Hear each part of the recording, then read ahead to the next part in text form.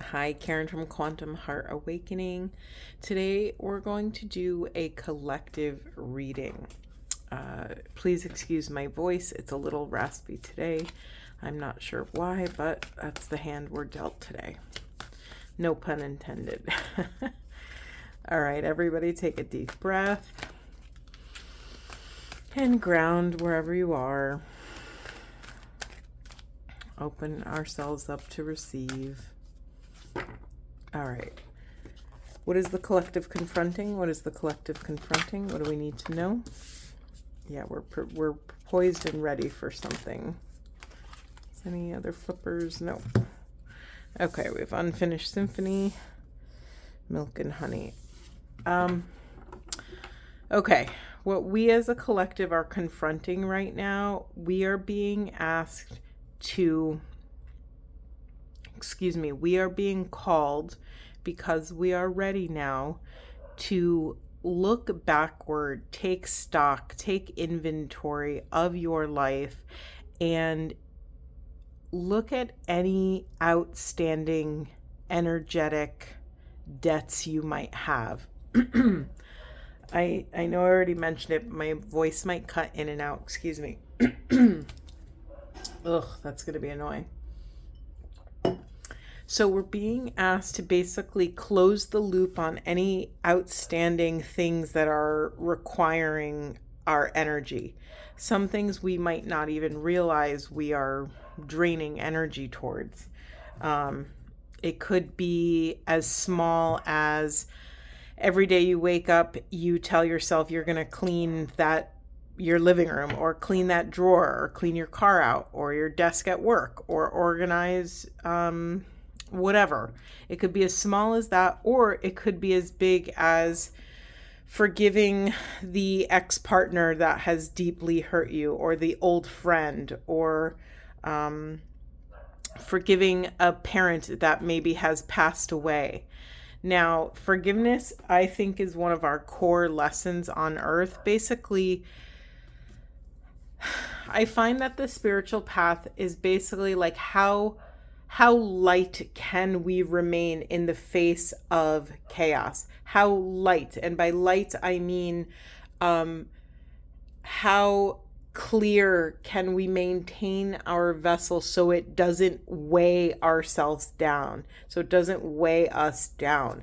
So when I say light, it's not only, being an empty vessel to hold this divine love, this unity consciousness, but it's also, can we quite literally lighten ourselves up so that we can contain more truth, more light, more love, more clarity, more consciousness? Can we live in congruence with spirit? Are we clear enough? Are we, I was about to say clean, but that's not the right word. Clear is a good word. Is our vessel clear enough to allow, give me a word, spirit, divine love, divine light, soul mission. So there's too many words. That's why I'm going blank right now. There's just so many words to describe this. You could say life force. You could say chi or ki, or,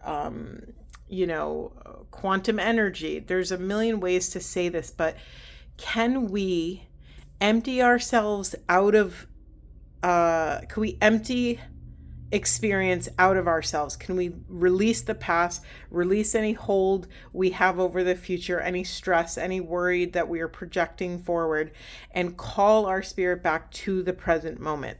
I feel like I said this entire thing, or at least a version of it, in the last reading. In the unconscious position, we have a leg up in reverse. I'm just going to leave that there. Yeah, so what we're reminding everyone, this is a collective reading. So I'm wondering how to say this. I don't want this to be a discouraging message. It's just a noticing. This leg up in the shadow position is revealing to us that the thing we thought that was going to define who we are, either as a person, as a people, as humanity, as a nation, as a culture, the thing we thought that was going to give us that cultural edge is not going to be what we thought it was. So there's a little bit of a coming to terms and being able to release our attachments to any sort of label or identifier.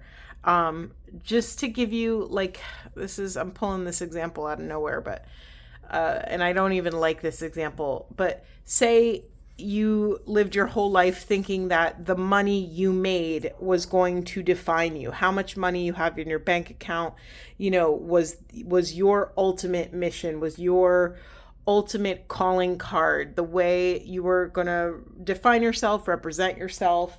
And every room you walked into, people sort of just got the impression that you had a lot of money. The way consciousness is moving, the way the collective is moving, that is no longer going to carry the same amount of clout, power, and we could even argue, did it ever really carry power, or was it all smoke and mirrors and illusion, right? Power without compassion or empathy is a very empty power, right? Money can become quite easily, for most people, a false idol. We could make money the god instead of honoring that it is an honor and a privilege to actually vessel the God frequency, the frequency of unity, of oneness. So in whatever next iteration of our culture or society or consciousness is going to be, something we were deeply or have been deeply clinging to is no longer going to satiate whatever that egoic desire was in us. Okay.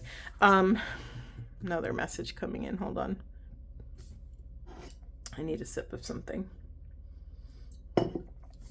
Yeah, so basically the road to the land of milk and honey is paved with someone, an energy that has taken radical accountability for their frequency. So I'm trying to translate this, but the road to the land of milk and honey is paved with a sovereign individual who has cleaned up all of these intersections or fragmented pieces of themselves. So maybe if you're still grieving an ex-partner, maybe there is a piece of yourself that you're grieving that was left in that relationship. You're being asked to go into that. And it doesn't mean literally. I don't mean, call these people up after 20 years and, pick a fight with them. I'm saying do this within the interior of your own heart. Can you call that part of yourself back to you? Can you also release the parts of that person that you are holding on to? It's funny, when I first sat down, this didn't feel very relationship heavy, but all of the examples I keep giving seem to be relationships. So let's see where we go. I have to remind myself that this is a collective reading. I think this is worth noting.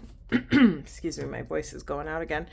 This is worth noting. I had a really hard time deciding if today was a collective consciousness reading or a divine feminine reading. So I'm just wondering if they're sort of morphing together. We'll see with what comes out for the rest of the reading. But I was sure I was going to do a divine feminine reading, and then I hit record and collective consciousness came out of my mouth. So there it is. We don't know. We just surrender to what wants to move through, right? That's the thing. Whether you're an intuitive or not, if you're someone that is working in any sort of creative capacity, which is pretty much everyone, right? Everything we do on the planet requires a creative spark. I don't care if you're a train conductor, or you are an artist, or you are a politician. There is always a creative approach to how we sort of vessel these experiences. How do we allow these experiences to animate in our system? All right, why did I say that? We're being called to to excavate creative ways to close the loop, to finish out certain cycles, and we are poised and ready as a collective. 3. Okay, yeah, sorry, I was just doing some numerology calculation right there. Spirit, what question do we want to ask right now?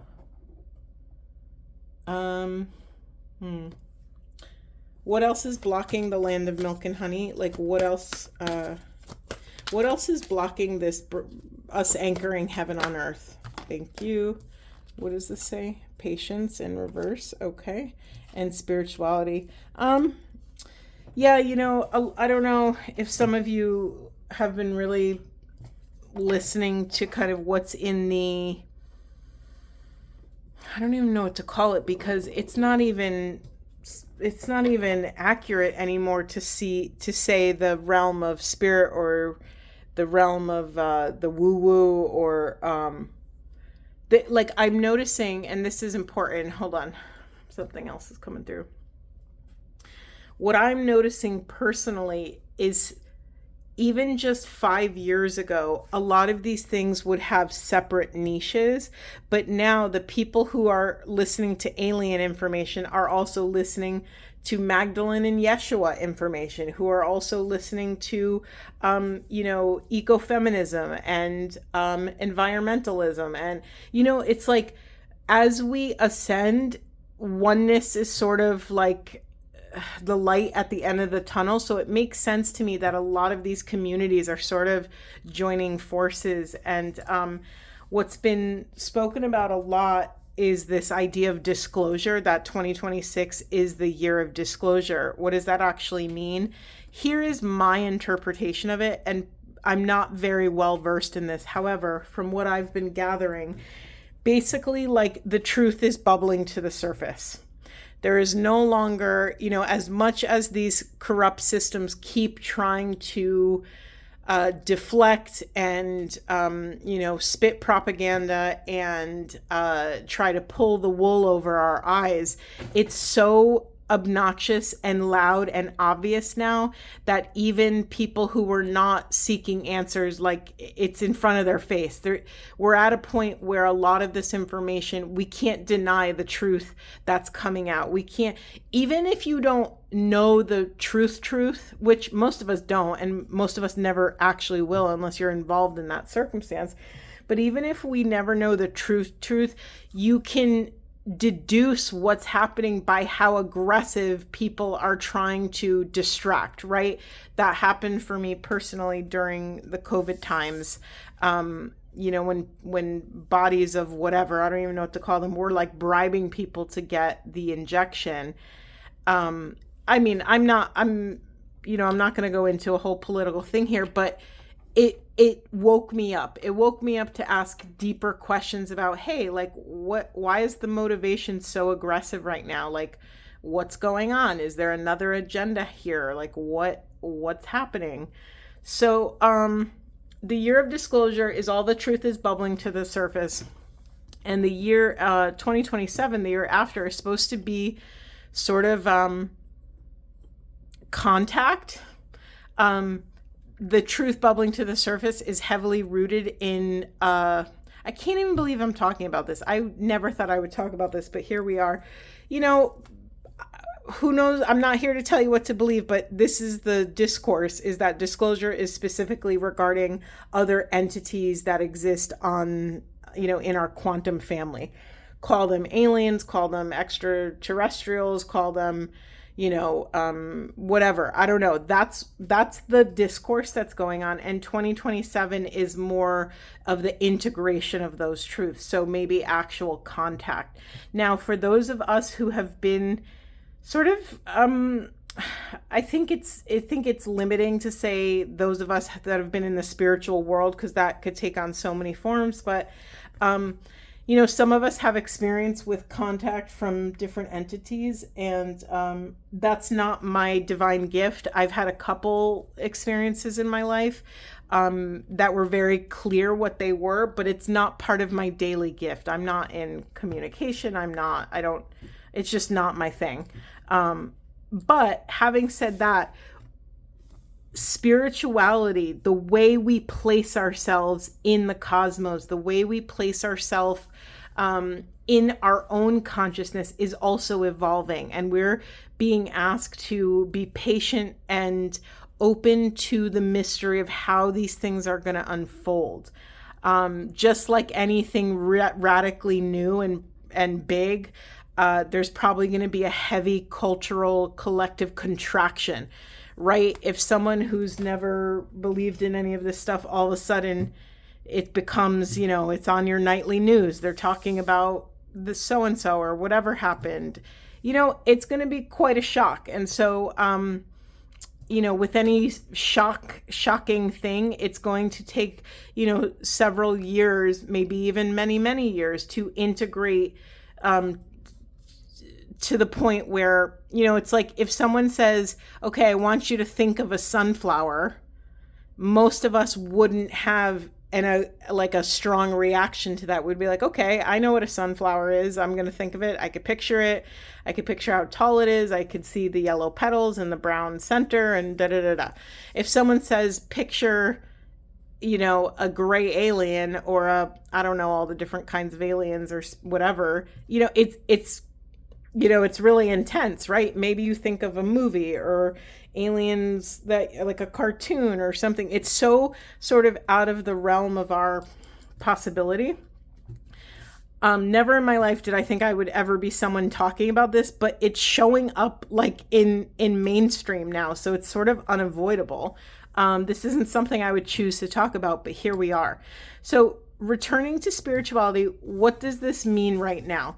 For the collective, the way we think about God is changing on a big, big level. The way we place ourselves, previously, especially in Judeo-Christian religions, there's been a very hierarchy of the way we think about God. Right? God is up here at the top of the pyramid or the triangle, and we are below it, and everything else is below it. That is going to be changing. Because why? Because oneness is trying to make its way into our consciousness. This is such a bizarre reading. Okay. I just never thought I'd be talking about this today. Anything else about that, Spirit? Can we get more about spirituality? What would support this journey of awakening in this new way? What would support us? Yep. Yep, no shit, Spirit. Thank you so much. Personal growth.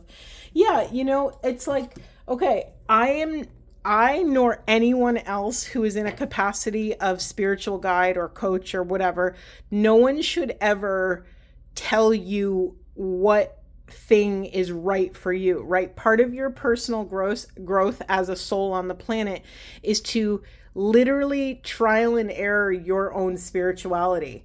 And if what you're doing and what you have been doing has been working for you, awesome. Keep at it. If that, I think spirituality or religion or any of these things or any sort of practices, I think it's really healthy to have something that you believe in that is higher than yourself. It could be nature. It could be music. It could be literally anything. I'm not here to tell you what that is for you. However, what I can say with distinct confidence is that we as a collective, our individual spirituality, the way we place ourselves in this grand cosmos, that is changing. We are being asked to sort of expand our container for what we think is possible for ourselves and the planet. Anything else about that? Thank you. We have self-love and discipline. You can't make this stuff up. I'm sorry. Whoa, weird Freudian slip there. I said self-love and discipline, but I'm holding a happy ending card. Interesting. We're being asked, no matter how bumpy the ride gets, we're being asked to ground, to literally root ourselves in self-love, to understand that no one and nothing and no one outside of ourselves can govern our hearts, could govern the way we use love on the planet. And as long as we can be patient with ourselves and others to bring a radical amount of grace down into our hearts, this happy ending is inevitable. I'm very drawn to all of the crown chakra, and these are the lower, excuse me, I need to take a sip. We have crown chakra, and then we have the lower three chakras here. the root, the sacral, and the solar plexus. And for me, anything under the heart chakra, right? The heart is the bridge between the upper world and the lower worlds, between the upper chakras and the lower chakras.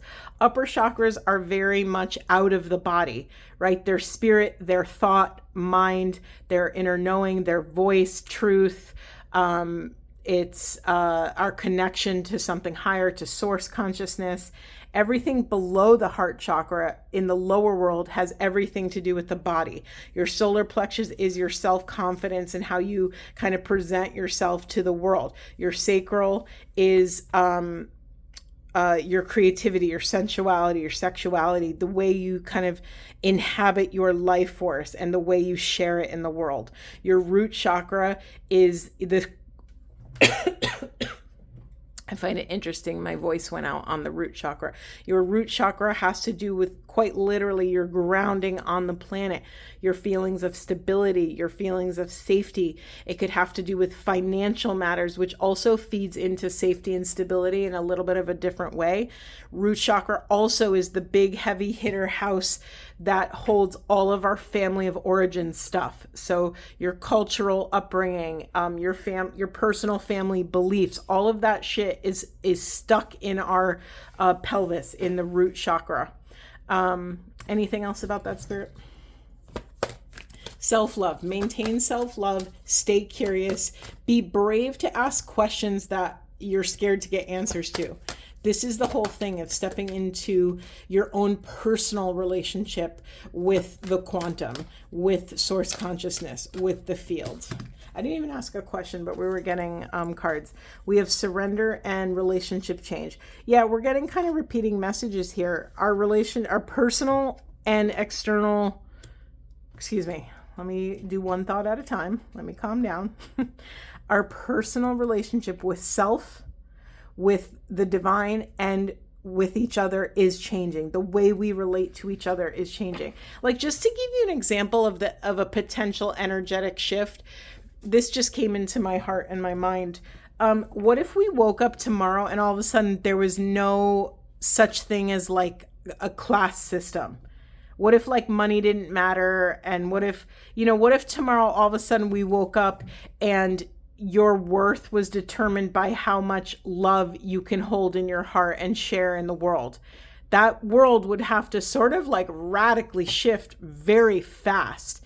And it would be a bit of a rude awakening, because all of a sudden people who would rely on, and by the way, I just want to name, I'm not painting money as like evil or anything like that. I'm just saying it's been used as a mechanism of division. I mean, wars have been fought, over money and resources and all these kinds of things. So it's just the way we're relating to it. This stuff is all changing.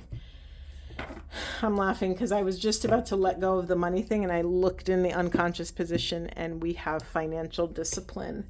Can't make this stuff up. So we have a pink card, and I laugh, and people could make fun of me for reading like this, but it's just been it's where sources led me.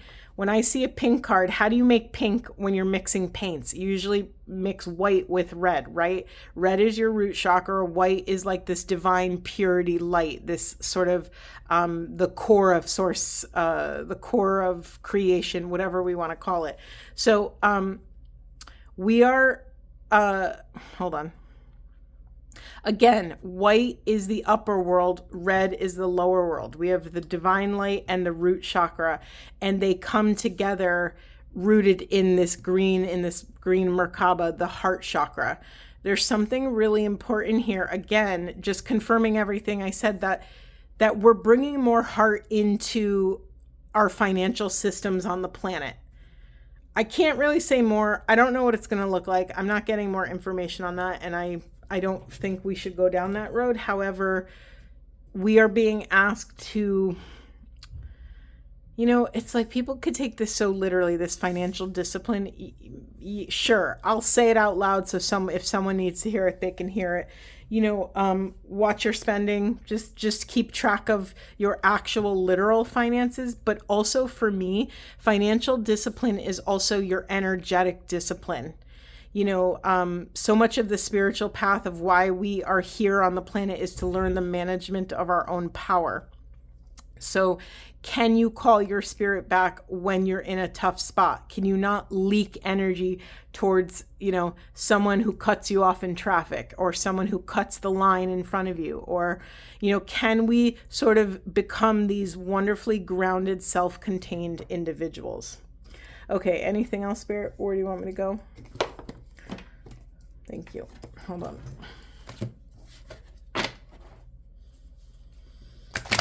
Whew. This felt like a weird, exhausting reading, and I'm feeling a little, I'm still sort of, I felt like I was blindsided by all the alien stuff. That was so bizarre to me. Okay, we have growth. Yep. I'm just going to hold up this card for a moment. Can we just honor this stunning Mother Gaia imagery? We are growing. Mother Gaia is growing herself. We are literally gestating a new world. I'm very drawn to all of these 3 divine light touch points. And what is this saying? We're anchoring the upper world, the bridge, and the lower world. This is a really beautiful, beautiful imagery. It also, it also is an eclipse card. The way I'm looking at this is that's the moon in front of the sun, right? We have all of the illumination behind the moon over the waters. I mean, it's such a rich, rich, rich Mother Gaia card. Can you say more about that, Spirit, or what do we need to know about that? Oh, I just had an avalanche. Yeah, intuition. We are fine-tuning our intuition as a collective. We are actually finally... what happens? Okay, I'm trying to think of a good metaphor. Okay, so I had to, here's a story. Here's a Karen life story. So when I was in college, my junior or senior year, I can't remember, I was getting sick every month and a half, 2 months. I kept getting tonsillitis. And your tonsils are the first stop on the immune system train. And I was one of these patients that was overprescribed antibiotics left and right. And it was to the point the doctor was like, we're giving you the Rolls Royce of antibiotics and it's not working. And yeah, that was a really scary place. So I then started pursuing naturopathic support and nutrition and the naturopathic route to medicine. And so long story short, I spent 7 years working with my naturopathic doctor, slowly rebuilding my immune system. And it took a really long time. But after I was able to accomplish that, I have not had an issue since. I've been my immune system has been incredibly healthy the last decade of my life. It's been really amazing. However, why am I bringing this up? Because with naturopathic medicine, you go into your doctor and you tell them your symptoms. They're not treating the symptoms. They're looking at the whole picture and saying, okay, these are what's presenting, but what's actually happening that made all of these symptoms show up. The same thing is happening on the planet. It's like when we heal our intuition, our sight is automatically restored, right? When we heal the whole of the body, the symptoms naturally go away and health starts to step forward, right? We don't go looking, it's not like we could take a pill, like a health pill, and be like, okay, perfect. I will get a monthly subscription to this health supplement and I will be cured forever. And that's not how it works, right? We have to look at the whole system. We have to look at and understand that the body is a living, breathing organism with all of these fancy parts that all work in tandem. And so part of our growth on the planet is learning that our intuition is made up of a million moving parts. They're showing me an image of gears in a clock, a very old clock with all those huge, beautiful gears. To understand that you can't have one moving part without the others, right? Everything, we breathe as one on the planet. Keep knocking the camera. Forgive me, forgive me. Okay, anything else, Spirit? Now I got to look in the unconscious because I'm curious. Music healing. Okay, anytime I see a music healing card, we're being called to take responsibility and accountability for the frequency that we put out into the world. When you wake up in the morning, how's your energy? Are you hopeful? Are you upset? Are you still thinking about the fight you had with your partner from last week? Where is your energy? It is important that every morning you wake up, you start with gratitude and you get your energy in present time. So instead of draining your energy to the past or the future, you could be ready to show up with your energy in the present moment, to bring all of you to the present moment. On a more literal level, have some of you been pushing away your love of music? Maybe your love of dancing. Maybe you used to play an instrument when you were younger and you have since locked it away for whatever reason. You're being called to bring more music into your life in any capacity. Or maybe even encourage a loved one to do that. Anything else about that, Spirit? I'm very drawn. I'm going to hold this card up. I'm very drawn to this figure's blue like vest or robe or whatever. Hold on, I got to look up close. Yeah, it's glistening and sparkling, and to me, blue is throat chakra, always throat chakra. And so something around music is going to unlock a deeper truth for you. It's funny this is coming out for the collective because about a decade ago, I used to dance for 15 minutes every morning. I'd put on music and just like let myself dance. And it was like a sacred emotional release ritual. It just, I don't know, for me personally, it just like reset my energy and set me up for a good day. And I haven't done it in forever for whatever reasons, but I just started doing it again, and I had a monster emotional release. What did that look like for me specifically? I don't mind sharing. I started like really crying, like I was purging something, and I felt so much lighter. I was in such a good mood afterwards. I just felt really present. And here's the thing, like I think a lot of self-help people will talk about having gratitude and almost ritualize it like a practice. But here's the thing, just like my health and my working with my naturopath, you know, gratitude is something that naturally enters the chat, that naturally shows up in the room when we are allowing ourselves to pursue joy, when we are allowing ourselves to take action towards things that we love. Maybe it's not dancing for you. Maybe it's doing art in the morning, or maybe it's, I don't know, cooking a beautiful meal for someone you love, or just for yourself. Whatever your little flavor of joy is, that little spark of joy, it's so important that you sort of fan the flames of whatever that little, I will tell you that we hold a spark of joy in our soul, and it never fully goes out. It might dim. It might be so dim that it is imperceptible to the human heart, human eye, but I guarantee that it's there. It's just up to us to sort of taste different things in our life. Let's just be honest. The things that brought you joy at 15 are not going to bring you, probably won't bring you the same type of joy at 35. But maybe that's a really common thing that people say. They say, go back to your childhood and think about what were you doing that made you lose track of time? What could you do for hours and hours and hours on end? What did you just fully immerse yourself in? Maybe you were playing with arts and crafts. Maybe you were playing with Legos. Maybe you were building something. Maybe you were playing an instrument. Like, what were those things? Sometimes that's a good starting point to revisit things that previously brought you joy. Okay, I feel like I've done a lot of talking. It's been a lot of me in this reading. I don't like that. I don't like that at all. Okay. Let's get some final words, Spirit. What would you like to share with the collective? What would you like to share with the collective? What do we need to know? Thank you. Oh my God. I'm not making this up.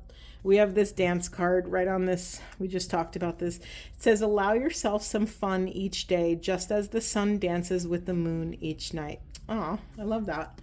And then we have idle hours. Take some time out to lie on the emerald grass. You know, I can't make this stuff up.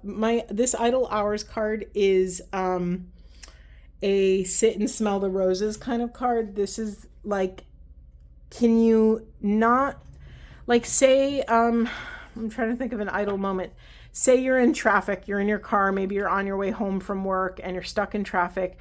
In those moments of in between time, can you fine tune your awareness so you start paying attention to what's possible? So instead of using your time and energy to be angry and pissed off that you're stuck in traffic, can you use it to notice how blue the sky is, or say a prayer for a friend, or maybe even call a friend? Can you really choose to fill these little nooks and crannies of our day with something that holds some spark of potential? Okay, anything else? Let me look what's in the unconscious, just because I never can not look. We have the path. Wander on the path less traveled. What you find might surprise you. So this is what's being pushed into the unconscious. I think I started to talk about this a little bit earlier. So much of the way spirit communicates with us and the way spirit shows up in our lives. And by the way, I'm using the word spirit, but it could be God, the universe, the cosmos, the quantum field, whatever your flavor of divinity is. So much of the way divinity speaks through us is in the mystery, or in those moments where we don't have control over every little part of our day, right? Maybe you're standing in line waiting to get a coffee and someone strikes up a conversation with you, and you find out, I don't know, you grew up in the same town, and you find out you're both looking for a business partner or a friend, or you want to hook your sister up with a new partner. I don't know. Who knows what it could be? But so often the juicy, delicious parts of life are in these moments that we did not plan and that we don't have control over. So the mission is always, can we surrender to the mystery? Can we hold our center for love in chaos, both our own internal chaos and also the chaos that's happening out in the world? Okay, I think I need to stop talking. I could go on and on today. I don't know why I'm rambles McRambles today. All right, much love to you. I'm hoping this was supportive for you. I hope there was something in here that made your heart and day a little bit easier. I'm sending you so much love, and I will see you in the next one.